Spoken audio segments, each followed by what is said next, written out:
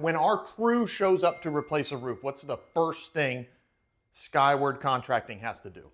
Tear off. How do we have to tear off? When we tear off a roof, it's really simple. The crew's going to remove all the ridge cap off the top of the roof. Oh, it's never going to fall directly in the trailer. But it's always going to fall at the end of a slope, always.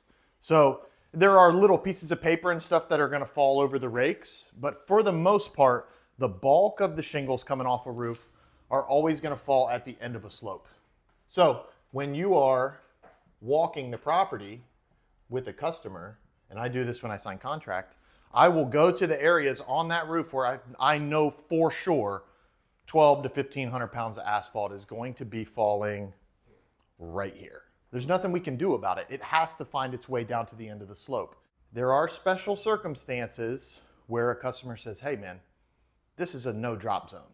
Like, and you had one earlier this year. It's a no drop zone. I don't want anything over here. My grandkids play over here. I've got it fenced off. I keep this area really nice, and it just happened to be at the end of a slope. Slows the tear off down enormously. It's a pain in the ass.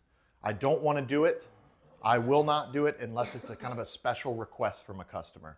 So we need to prep them while we're out there. Hey, looking at the structure of your house, I can tell you this is going to be a large drop zone here. This is going to be a drop zone here because it's at the end of slopes, or at the end of two slopes is even worse because they're tearing from this ridge, tearing from this ridge, and then the shingles are going to fall directly down, basically in line with the valley. Keep in mind when we walk around with the customers that they need to be prepped for that, and if there's flowers and down there, listen, we're going to do the best we can, but 4,000 to 5,000 pounds of asphalt have to come off the top of your roof.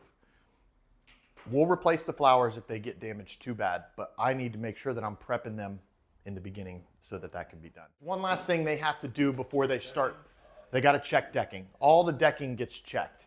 And some of it you can see, it's very obvious. You're tearing off, your pitchfork digs into some decking, and you'll hear it if you're out there during a tear off. It'll crack because they're trying to work the shingles off, and it'll dig and then crack where that decking has basically rotted. You're going to see them walk in the wood, of just kind of tapping down any nails that have not come fully out of the deck. So, and that gets us to a point where we have what I like to call a butt naked roof. It's naked at that point.